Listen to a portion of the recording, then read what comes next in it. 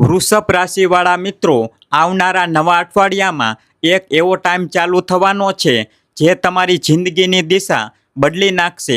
અમારી આ વાતને સામાન્ય ના સમજતા, કેમ કે આજનો વિડીયો તમારા માટે જીવનમાં બહુ મોટો બદલાવ લાવવાનો છે. આખરે કેવા રહેશે આવનારા 7 દિવસ. અમુક લોકોના જીવનમાં અચાનક અટકેલા કામ થવા લાગશે, પૈસા આવવા લાગશે, બંધ કિસ્મતના દરવાજા ખુલવા લાગશે.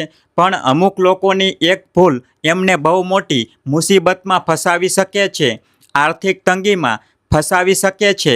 આજનો વિડીયો છેક સુધી જોજો. અમે તમને આ વિડીયોમાં જણાવીશું કે કયો ગ્રહ તમારા માટે શુભ છે, નવા અઠવાડિયાની કઈ તારીખે તમને ફાયદો થશે, અને સાથે જ વિડીયોના એન્ડમાં એક એવો ઉપાય બતાવવાના છીએ જે જો તમે કરી લીધો તો કિસ્મત બદલતા વાર નહીં લાગે. વૃષભ રાશિવાળાઓ, આ વિડીયોને છેક સુધી જોજો, કેમ કે કુદરતે જો તમને આ વિડીયો સુધી પહોંચાડ્યા છે તો નક્કી આજે તમને કંઈક એવું મળવાનું છે જેનાથી તમે તમારી જિંદગીને એક નવી દિશા આપી શકશો અને આવનારા અઠવાડિયામાં તમારા સપનાઓને સાકાર કરી શકશો. બિલકુલ છેલ્લે સુધી જોતા રહેજો અને ચેનલને સબસ્ક્રાઈબ કરવાનું ભૂલતા નહીં, કેમ કે તમારી રાશિના બીજા અગત્યના વિડીયો આજ આપણી ચેનલ પર આવવાના છે. વૃષભ રાશિવાળાઓ, સૌથી પહેલી ઘટના છે આ નવા અઠવાડિયાની શરૂઆતમાં તમને જોવા મળશે. જેવી ગ્રહોની પોઝિશન દેખાઈ રહી છે, તમારા લગ્નમાં બુધાદિત્ય રાજયોગ બનવા જઈ રહ્યો છે. બુધ જે બુદ્ધિ આપવાવાળા છે, જ્યારે સૂર્યની સાથે ભેગા થાય છે ત્યારે બુધાદિત્ય રાજયોગ બને છે. હવે તમારી અંદર કમ્યુનિકેશન સ્કિલ એટલે કે બોલવાની આવડત વધવાની છે. બોલવાની જબરદસ્ત આવડત. માની લો કે તમે માર્કેટિંગની લાઇનમાં છો, ઓફિસમાં તમારે કોઈ પ્રેઝન્ટેશન આપવાનું છે, તમારી વાતોથી કોઈને કન્સલ્ટ કરવાના છે કે તમે કન્સલ્ટન્સીની લાઇનમાં છો, તો અહીં આ બુધાદિત્ય રાજયોગ નવા અઠવાડિયામાં તમારી બહુ મોટી મદદ કરવાનો છે. અને સાથે જ તમને એવા લોકોનો સપોર્ટ મળશે જે આજ પહેલાં તમારા પક્ષમાં ન હતા, અને તમે એક શાનદાર પ્લાનિંગ કરી શકશો. તમારા કામકાજને સારી રીતે અને બહુ જ સરસ રીતે આ નવા અઠવાડિયામાં આગળ વધારવાના છો. જિંદગીમાં સંઘર્ષ કોને નથી આવતો? ઘણીવાર તો ઘણા લોકોના જીવનમાં એવો સમય આવી જાય છે કે એમને લાગે છે કે બધું પૂરું થઈ ગયું, હવે મારી જિંદગીમાં કંઈ નથી બચ્યું. પણ હકીકતમાં તમારા જીવનમાં જે સંઘર્ષ આવે છે તે તમને અંદરથી મજબૂત બનાવવા માટે આવે છે. જે દર્દમાંથી આજે તમે પસાર થઈ રહ્યા છો, કાલે એ જ દર્દ તમારો સ્ટ્રોંગ પોઈન્ટ બનશે, એ જ દર્દ તમારી તાકાત બનશે. તમારા જીવનમાં જો કોઈ તકલીફ છે તો એને શ્રાપ ના સમજતા, કેમ કે ભગવાન જ્યારે કોઈને કંઈક મોટું આપવાના હોય છે તો એના પહેલાં એની આકરી પરીક્ષા લે છે. અને જો તમારા જીવનમાં અત્યારે મુશ્કેલીઓ છે તો સમજી લેજો કે ભગવાન તમને પણ કંઈક મોટું આપવાના છે. હવે બીજી ઘટના વિશે તમને જણાવવા જઈ રહ્યા છીએ, જેને તમારે બહુ ધ્યાનથી અને એકદમ સાવધાની સાથે અહીં સાંભળવી પડશે. તમારા પૈસાના ઘરમાં ગુરુ અને શુક્ર એક સાથે બેઠા છે. ધન સ્થાનમાં ગુરુ અને શુક્રનું હોવું સ્વાભાવિક રીતે એ બતાવે છે કે માની લો કે કોઈ ડીલ તમે ફાઇનલ કરવા જઈ રહ્યા છો, તો આ નવા અઠવાડિયામાં તમારી એ ડીલ ફાઇનલ થઈ જવાની છે. અહીંથી પૈસાની આવક માટેની બહુ મોટી સ્થિતિ બનતી દેખાઈ રહી છે. ક્યાંક ફસાયેલા પૈસા, ક્યાંક અટકેલા પૈસા આ અઠવાડિયામાં છૂટા થઈ શકે છે. એવા કોઈ ઉધારીના પૈસા જેને તમે ભૂલી ગયા હતા કે આ તો હવે નહીં જ આવે, ગુરુ અને શુક્ર ભેગા મળીને એ પૈસા પાછા લાવવાની પણ તાકાત રાખે છે. આ વાત લખીને રાખજો. તમારે બસ તમારી જિંદગી નિયમથી જીવવાની છે. ટાઈમસર ઉઠવાનું છે, સમયનો સદુપયોગ કરવાનો છે, ટાઈમસર સૂઈ જવાનું છે. આવું રૂટીન રાખશો તો ગુરુ જે ભાગ્યના કારક છે અને શુક્ર જે પ્રેમના પ્રતીક છે, એ તમારી જિંદગીને પ્રેમ અને નસીબથી ભરી દેશે. ત્રીજી અદ્ભુત ઘટના બહુ ધ્યાનથી સાંભળજો. અહીં તમારે થોડું વધારે સાવધાન થવું પડશે, સાવચેત રહેવું પડશે, કેમ કે આપણા લાભના ઘરમાં ખુદ શનિદેવ બેઠા છે, અને શનિદેવનું નામ આવતા જ માણસના ચહેરા પર ડર દેખાવા લાગે છે. પણ શનિ આપણા દુશ્મન નથી, મિત્ર છે. શનિદેવ 11મા ભાવથી લાભની તકો તો ઊભી કરશે, પણ એકદમથી નહીં. પ્રોસેસ થોડી ધીમી રહેશે. આ નવા અઠવાડિયાની શરૂઆતથી લઈને અંત સુધી શરૂઆતમાં તો તમારા બુદ્ધાદિત્ય યોગના કારણે તમારી અંદર આવડત વધવાની છે.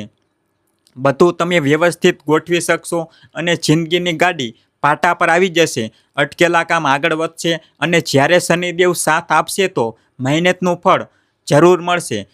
શનિદેવ હંમેશા એવા લોકોનો સાથ આપે છે જે મહેનતને જ પોતાનું હથિયાર માને છે. અને અત્યારે તમારી રાશિના 11મા ભાવમાં એટલે કે લાભમાં ઘરમાં તો સ્વાભાવિક વાત છે કે લાભ તો તમને થશે, પણ આખા અઠવાડિયામાં દરમિયાન મહેનત બહુ કરવી પડશે, ધીરજ બહુ રાખવી પડશે. શાંતિ રાખશો તો એન્ડમાં અઠવાડિયાના અંતમાં તમને લાભ થશે. મોટી ડીલ ફાઇનલ થશે. પ્રેઝન્ટેશનમાં તમને સફળતા મળશે. મીટિંગ ફિક્સ થશે. મોટો ઓર્ડર પણ મળી શકે છે. સંબંધોમાં પણ તમારું બધું સારું રહેતું દેખાઈ રહ્યું છે. પણ 3 ભૂલોથી બચીને રહેજો. જેમ કે શરૂઆતમાં અમે કહ્યું હતું, એક મોટી ભૂલ બધું બગાડી નાખશે.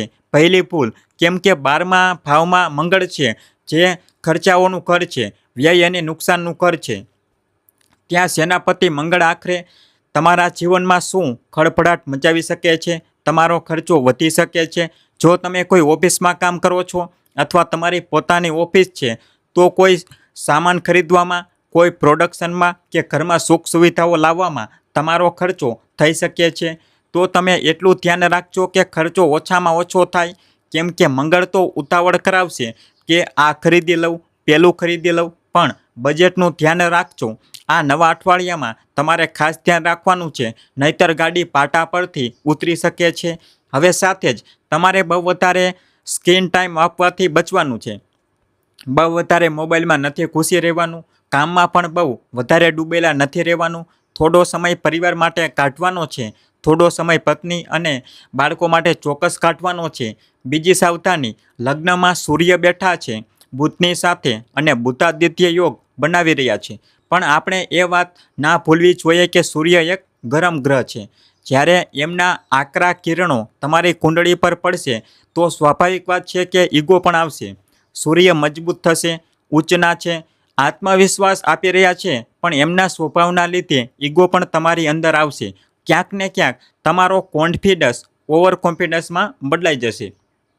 જેના કારણે જે તમારી સાથે કામ કરતા લોકો છે, તમારા સહયોગી છે, તમારા નજીકના છે, એમની સાથે તમારો વ્યવહાર બગડી શકે છે. આ અઠવાડિયામાં તમારે ખાસ કરીને આ વાતનું ધ્યાન રાખવાનું છે. હવે દુશ્મન પણ તમારા માટે તાળીઓ પાડવાના છે, પણ પોતાની અંદર ઈગો ના આવવા દેતા. ઘણીવાર એવું થાય છે કે માણસને થોડું ઘણું કંઈક મળે તો એ પચાવી નથી શકતો અને એ સ્વાભાવિક છે કે ઈગો આવી જાય છે. પણ એ ઈગો તમારી અંદર ના રહેવો જોઈએ.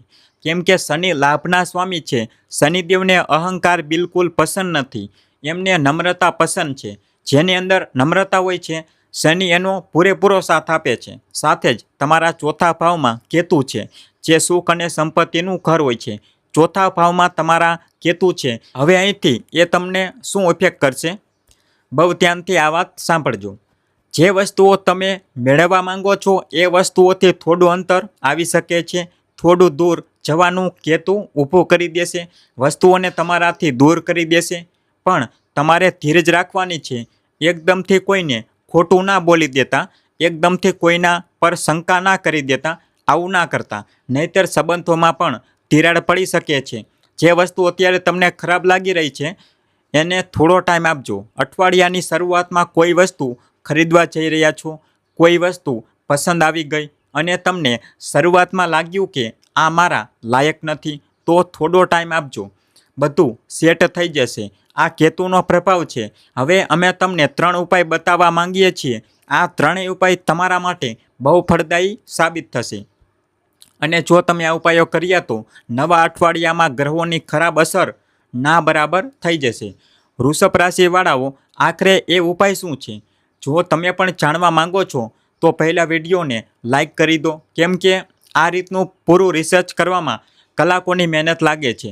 જ્યારે તમે આ વિડીયોને લાઈક કરો છો તો એ લાઈક જોઈને અમને બહુ મોટિવેશન મળે છે.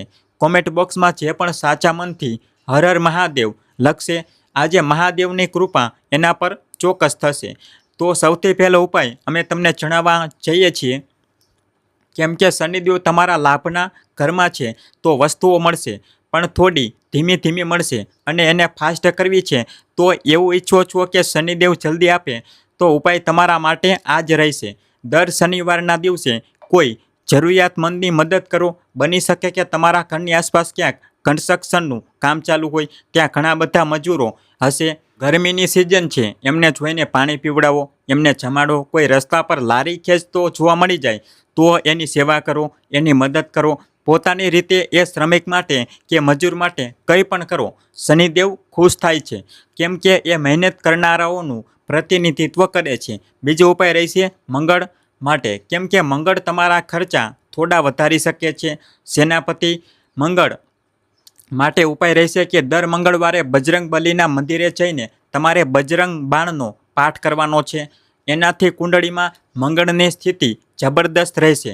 જો તમે ઈચ્છો છો કે કેતુ તમારી જિંદગીમાં, સંબંધોમાં, વેપારમાં કે નોકરીમાં અલગાવ પેદા ના કરે, વસ્તુઓ ના ગૂંચવે, તો તમારે બુધવારના દિવસે ગણેશજીની આરાધના કરવાની છે. એનાથી કેતુ ખુશ થાય છે અને બળવાન થાય છે.